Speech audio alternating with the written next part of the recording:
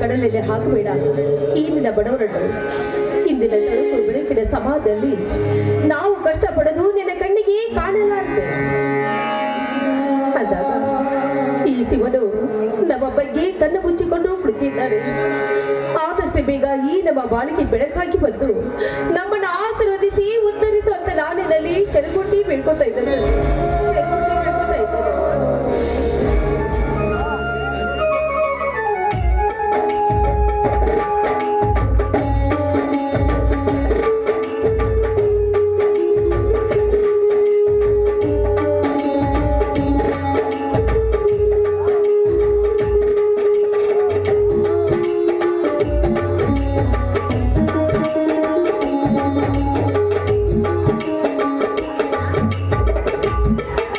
ಎಲ್ಲಿಗೆ ಹೊರಟಿರ್ವಿ?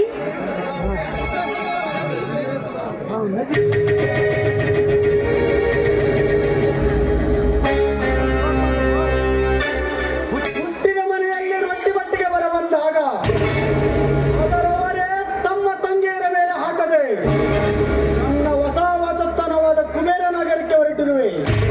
ಅಂದ್ರೆ ನಿನಗೇನಾದ್ರೂ ನೌಕರಿ ಸಿಕ್ಕಿದ್ದೇನಣ್ಣ? ನೌಕರಿ ನೌಕರಿ ಸಿಗಲು ನಾನೇನು ಹಣವಂತರ ಮನೆಯಲ್ಲಿ ಹುಟ್ಟಿರುವೇನೆ. ಅಕಸ್ಮಾತ್ ಸಿಕ್ಕರು ನಮ್ಮಂತವರಿಗೆ ಕಾರ್ಕೂನು ಚಪ್ಪರಿಸಿದಂತಹ ನೌಕರಿಗಳೇ ಹೊರತು ಬೇರೊಂದಿಲ್ಲಮ್ಮ, ಬೇರೊಂದಿಲ್ಲ. ಅಣ್ಣ ದುಡಿಮೆಗೆ ಹೆಸರಿಡಿದು ಬಿಟ್ಟು ಪಾಲಿಗೆ ಬಂದದ್ದು ಪಂಚಾಮೃತ ಅಂತ ತಿಳಿಬೇಕಲ್ವೇ? ಪಾಲಿಗೆ ಬಂದದ್ದು ಪಂಚಾಮೃತವನ್ನು ಎಲ್ಲರೂ ತಮ್ಮ ತಮ್ಮ ಕೆಲಸವನ್ನು ಶ್ರದ್ಧೆಯಿಂದ ಪಾಲಿಸಿದ್ದರೆ ನಮ್ಮ ಭಾರತ ಎಂದು ಬಡತನದ ಭೂತ ಮನೆ ಮಾಡಿಕೊಂಡಿರುತ್ತಿರಲಿಲ್ಲ. ಪ್ರತಿಯೊಬ್ಬನು ತನ್ನ ಸಾರ್ಥ ಸಾಗರದ ಮತನಗೈದು ಅದರ ಒಳಗಿನಿಂದ ಹುಟ್ಟಿದ ಲಕ್ಷ್ಮಿಯನ್ನು ಮೋಹಿಸಿ ಮನಮೋಹಕ ಜೀವನ ಸಾಗಿಸುತ್ತಿರುವಾಗ ನಾನೇಕೆ ನಿಸ್ವಾರ್ಥಕ್ಕಾಗಿ ಚಿಂತಿಸಲಮ್ಮ? ಅಣ್ಣ, ಎಲ್ಲರೂ ಸ್ವಾರ್ಥಿಗಳಲ್ಲಣ್ಣ. ಮಹಾತ್ಮ ಗಾಂಧೀಜಿಯವರು ನಿಸ್ವಾರ್ಥಿ ಜೀವಿತ ಅಲ್ವೇ ನಮಗೆ ಸ್ವಾತಂತ್ರ್ಯ ಲಭಿಸಿದ್ದು. ಕೊನೆಗೆ ಆ ನಿಸ್ವಾರ್ಥ ಮಹಾತ್ಮನಿಗೆ ಸ್ವಾರ್ಥ ಏನೊಬ್ಬನ ಗುಂಡೇಟಲ್ಲವೇ? ಇದೇ ಅಲ್ಲವೇ ಈ ನಿಸ್ವಾರ್ಥ ಜೀವನಕ್ಕೆ ಸಿಕ್ಕ ಪ್ರತಿಫಲ? ನೋಡು ಕಮಲ, ಜೀವನವಿರುವುದು ಒಂದೇ. ಮುಂದೆ ಹುಟ್ಟುವ ಭರವಸೆ ಇಲ್ಲ, ನಾಳೆವರೆಗೆ ಬದುಕುವ ಗ್ಯಾರಂಟಿಯೂ ಇಲ್ಲ. ಇಂಥ ಜೀವನದಲ್ಲಿ ಸಿಗುವ ಅಮೂಲ್ಯವಾದ ವೇಳೆಯನ್ನು ನ್ಯಾಯ ನೀತಿಯನ್ನು ಕಾಲು ತುಳಿದು ಹಾಳು ಮಾಡಲು ನನಗಿಷ್ಟವಿಲ್ಲ. ಈ ಜೀವನದಲ್ಲಿ ಆಸೆಗಳನ್ನು ಅನುಭವಿಸುವವನೇ ಅತಿ ಜಾಣ. ಆಸೆಗಳನ್ನು ಅನುಭವಿಸಬೇಕಾದರೆ ಅನ್ಯಾಯ ದಾಟಬೇಕು. ನ್ಯಾಯ ಮಾಡಬೇಕಾದರೆ ಮಾನ ಮರ್ಯಾದೆ ಮಾರಿಕೊಳ್ಳಲೇಬೇಕು. ಅಂದ್ರೆ ನಾನಿನ ಮಾತಿನಾಟ ಅತಿ ಲಾಲಸೆಗೆ ಬಿದ್ದು ನಿನ್ನ ಮಾನ ಮರ್ಯಾದೆ ಮಾರ್ಕೊಳ್ಳಲು ಸಿದ್ಧನಿರುವೇನಣ್ಣ. ದೊರೆಯುವ ಹಣ ಸಿಗುವ ಸುಖಕ್ಕಾಗಿ ಎಲ್ಲವನ್ನೂ ಮಾಡಲು ಸಿದ್ಧನಿರುವೆ. ಹಾಗಾದ್ರೆ ಮುಂದೆ ನನ್ನ ಮಾರ್ಗದರ್ಶಕ ಯಾರು ಅಂತ ನನ್ನ ಬಗ್ಗೆ ಸ್ವಲ್ಪ ಮಾತ್ರ ವಿಚಾರ ಮಾಡಿದ್ಯಾ ಕೇಳಣ್ಣ? ಇದ್ದಾನಲ್ಲ ಇನ್ನೊಬ್ಬ ಅಣ್ಣ, ಚಂದ್ರಣ್ಣ.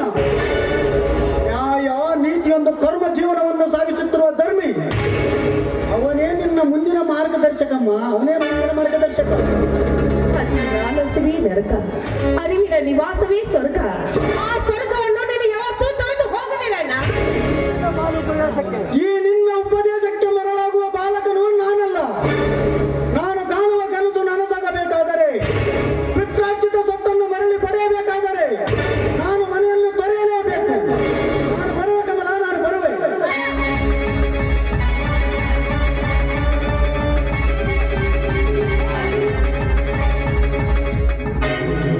ದೇವರೇ, ನೋಡಿದ್ಯಾ ನಮ್ಮ ಅಣ್ಣನ ವರ್ತನೆ? ಈಗ ನನ್ನ ಪ್ರಭು ದುರ್ಚಂಡನು ಕೊಬ್ಬರಿಗೆ ನೀ ಕೊಟ್ಟು ಹೋಗುತ್ತಿರುವನು. ಆದ್ರೆ ನನ್ನ ಚಂದ್ರಣ್ಣ ಅವನು ಸಂಸಾರ ಸ್ಥಿತಿಯಲ್ಲಿ ಬಿದ್ದು ಕಮರಿಯನ್ನಂತೆ ಹೋಗ್ತಾ ಇದ್ದಾನೆ. ಅವನಿಗೆ ಸಮೃದ್ಧಿಯನ್ನು ಕೊಟ್ಟು ಕಾಪಾಡೋದ ನಾನಿನಲ್ಲಿ ಸೆರೆಗೊಟ್ಟಿ ಬಿಡ್ತಾ ಇದ್ದೇನೆ.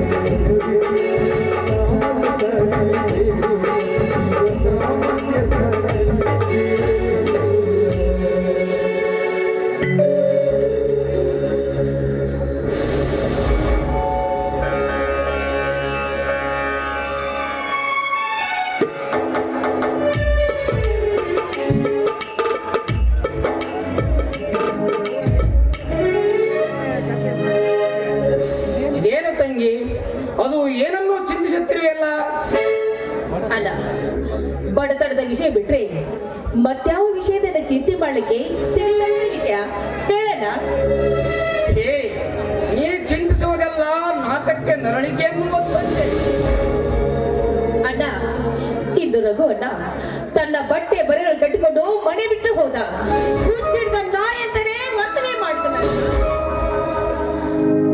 ತೋಟದಲ್ಲಿ ಹಾರುತ್ತಿರುವ ಪತಂಗ ಅಗ್ನಿಯ ಹುರಿಗೆ ಮರಳಾಗಿ ಹೋದಂತೆ ಅವನೀಗ ಹಣದ ಹುಚ್ಚಿನಲ್ಲಿ ದುರಾಶಯದ ವಾಗ್ನಿಗೆ ಹುಚ್ಚಿಸಿ ಮೈ ಸುಟ್ಟುಕೊಂಡಾಗಲೇ ಅರಿವಾಗುವುದು ದುರಾಶೆ ಎಂದರೆ ಏನೆಂದು. ಅವನು ಹೋದರೆ ಹೋಗಲೇ ಬಿಡುತ್ತಂಗೆ ನನ್ನ ಮೈಯಲ್ಲಿ ಹನಿ ರಕ್ತರಿವರೆಗೂ ನಿನ್ನನ್ನು ಸುಡುತ್ತೇನೆ. ಅಲ್ಲ, ಚಿಕ್ಕಂದಿನಲ್ಲಿ ತಂದೆ ತಾಯಿನ ಕಳ್ಕೊಂಡು ಅನಾಥಳಾದೆ. ಆದ್ರೆ ಹೆತ್ತ ತಂದೆ ತಾಯಿಗಿಂತ ಪ್ರೀತಿ ವಾಸ್ತವ ತೋರಿಸಿದ ಈ ನನ್ನನ್ನ ಕಷ್ಟ ಪಡೋದು ನೋಡಿದ್ರೆ ನನ್ನ ಕರುಣೆ ಕಿತ್ತು ಬಂದಂತಾಗ್ತಾ ಇದೆ. ಕಿತ್ತು ಬಂದಂತಾಗ್ತಾ ಇದೆ. ಏಕಮ್ಮ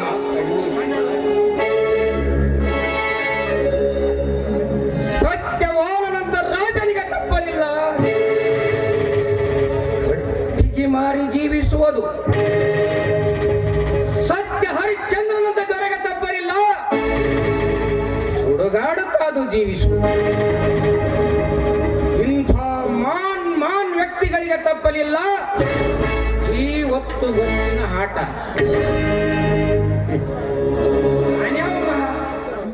ಕಮಲ, ಕಷ್ಟ ಮಾನವನಿಗೆ ಬಾರದೆ ಕಲ್ಲಿಗೆ ಬರುತ್ತದೆ. ನನ್ನ ಇಂದೆಲ್ಲ ನಾಳೆ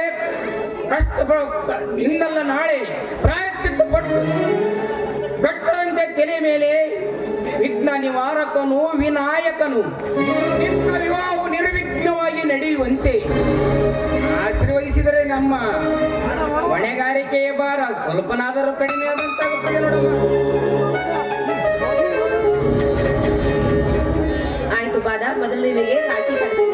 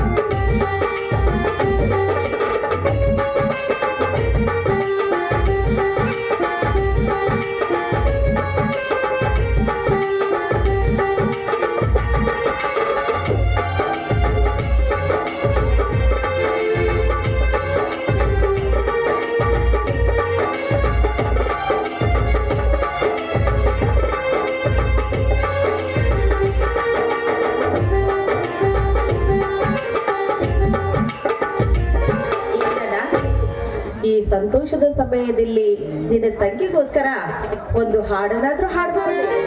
ಆಯ್ತಾ ಆಡಮ್ಮ.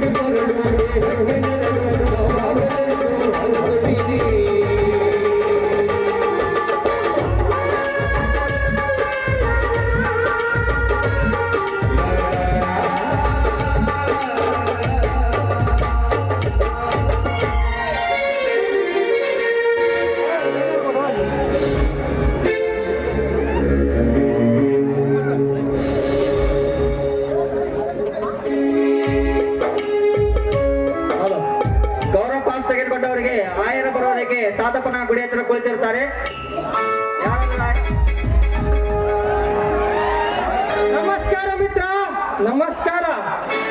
ಓ ಯಾರು? ವಿಜಯನೇ. ನಮಸ್ಕಾರ. ಬಾ. ನಿಶಾ ವೇಳೆಯಲ್ಲಿ ಏಕೋ ಕವಿ ಮೂಡಿದಂತಾಯ್ತಲ್ಲ. ಇದೇನು ನಿಶೆ ವೇಳೆಯಲ್ಲಿ ರವಿ ಮೂಡಿದೆ? ಅಲ್ಲ ಅಲ್ಲ, ನಿಶೆಯ ಸ್ನೇಹಿತ ಚಂದಿರ ಅವನೇ ಮೂಡುತ್ತಿರುತ್ತಾನೆ. ಇರಲಿ ಚಂದ್ರು, ಏಕೋ ಎಂಟಿಯ ಮನೆಗೆ ಜಂಬುಕವಾಗಮಿಸಿದಂತೆ ಏನನ್ನೂ ನುಡಿಯುತ್ತಿರಲ್ಲ, ಅದೇನು ವಿಷಯ ಚಂದ್ರು? ಹಣ ಈ ನನ್ನ ಮನೆಗೆ ಕುಬೇರನು ಆಗಮಿಸಿದರೆ ಆಶ್ಚರ್ಯವಲ್ಲವೇ? ಚಂದ್ರು, ನನ್ನ ಆಗಮನವು ಹಿಂದೇನು ಹೊಸದೆ? ಹಣದ ಮದದಿಂದ ಲಕ್ಷ್ಮೀ ಪುತ್ರ ನಾನೆಂದು ಎಂದಾದರೂ ನಾನು ನಿನ್ನನ್ನು ಕೀಳಾಗಿ ಕಂಡಿದ್ದೇನೆ. ಕೃಷ್ಣ ಭಜನರ ಸ್ನೇಹ ನೆನಪಿಸಿಕೋ. ಅವರದು ಬಡವ ಶ್ರೀಮಂತರ ಸ್ನೇಹ ಅಲ್ಲವೇ ಚಂದ್ರು? ಮಾತಿನಲ್ಲಿ ಆಚಾರ, ಕೃತಿಯರಲ್ಲಿ ಅನಾಚಾರ. ಏನಾದರೂ ನವಯುಗದ ಹಣವಂತರು ನಯವಂಚಕರು. ಹಣವೊಂದು ಬಿಟ್ಟರೆ ಬೇರೇನು ಬೇಕಾಗಿಲ್ಲ. ಚಂದ್ರು, ಹಿಂದೇಕೋ ಹೊಸ ನುಡಿಗಳ ಸುರಿಮಳೆಯನ್ನೇ ಸುರಿಸಲಾರಂಭಿಸಿದೆಯಾ ನೀನು? ನಾನು ಎಂದಾದರೂ ಹಣಕ್ಕೆ ಬೆಲೆ ಕೊಟ್ಟಿದ್ದೇನೆ ಚಂದ್ರು? ಹಣಕ್ಕೆ ಬೆಲೆ ಕೊಡಲಾರೆನೆಂದು ಹೇಳುವ ನೀನು ನಾಳೆ ನನ್ನ ತಂಗಿಯನ್ನು ವರದಕ್ಷಿಣೆ ಇಲ್ಲದೆ ಮದುವೆಯಾಗಲು ಸಿದ್ಧನಿರುವೆ ಏನು? ಈ ವರದಕ್ಷಿಣೆಯ ಭೀಕರತೆಯನ್ನು ಕಂಡು ಈ ನನ್ನ ಗೆಳೆಯನ ಮನ ನಿರ್ಮಲ ಸ್ನೇಹವೇ ಶಂಕಿಸುವಂತಾಗಿದೆ. ಚಂದ್ರು, ಎಲ್ಲರಂತವನಲ್ಲ ಈ ನಿನ್ನ ಮಿತ್ರ. ಸತ್ಯವಾಗಿ ಹಣದ ಮದ ನನ್ನ ತಲೆಗೇರಿಲ್ಲ. ನಿನಗಷ್ಟು ಸಂಶಯವಿದ್ದರೆ ತೆಗೆದುಕೋ ನನ್ನ ಈ ವಚನವನ್ನು.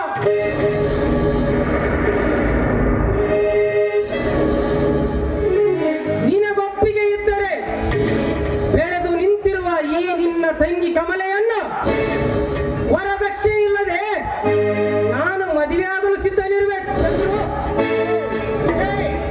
ಹೌದು ಮಿತ್ರ, ಹೌದು. ಈ ನುಡಿ ಸೂರ್ಯ ಚಂದ್ರ ಇರುವವರೆಗೂ ಸತ್ಯ. ಈ ನನ್ನ ಕಾರ್ಯ ಕೈಗೂಡಿದರೆ ಬಡತನದ ಕಡಲಿನಲ್ಲಿ ಕಲ್ಲು ಮಣ್ಣು ಜೊತೆ ಮಾಣಿಕ್ಯ ಸಿಗುವುದೆಂಬುದನ್ನು ಈ ಸಮಾಜದ ಜನಕ್ಕೆ ತೋರಿಸಿಕೊಡುತ್ತೇನೆ ಮಿತ್ರ, ತೋರಿಸಿಕೊಡುತ್ತೇನೆ. ಸ್ನೇಹಿತ ವಿಜಯ್, ನೀ ಕ್ಷಮಿಸು ಮಿತ್ರ.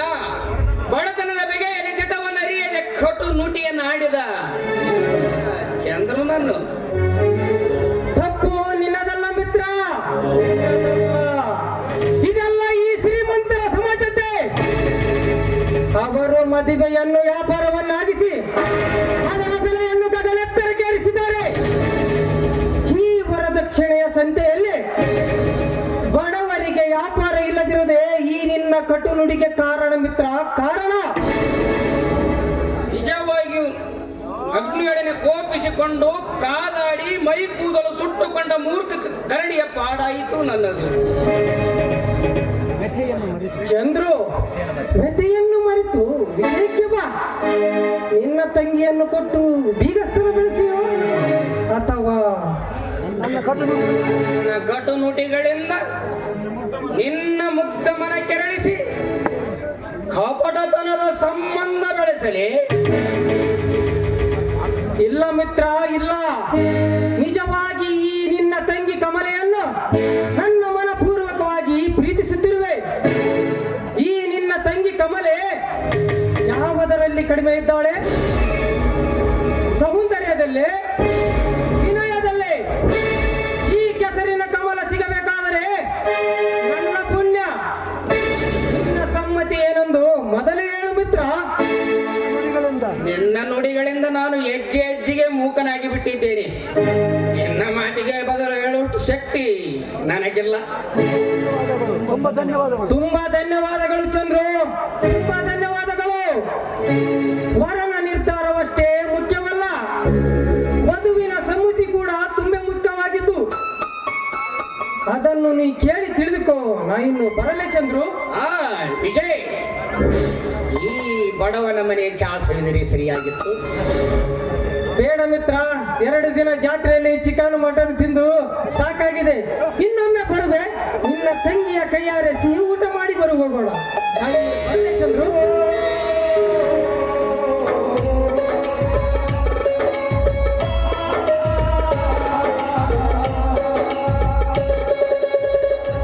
ಸ್ನೇಹಿತ ವಿಜಯ್, ನೀನು ನಿಜವಾಗಿಯೂ ದಯವಂತ. ನಿನ್ನ ನಿರ್ಧಾರವು ನನ್ನನ್ನು ಮೂಕನನ್ನಾಗಿ ಮಾಡಿಬಿಟ್ಟಿದೆ.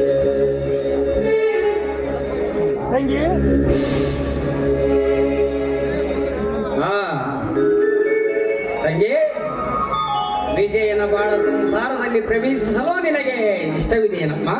ಅಲ್ಲ, ಈ ಮನೆ ಹಿರಿಯಣ್ಣ, ನಿನ್ನ ಒಪ್ಪಿಗೆ ನನ್ನ ಒಪ್ಪಿಗೆಯಣ್ಣ.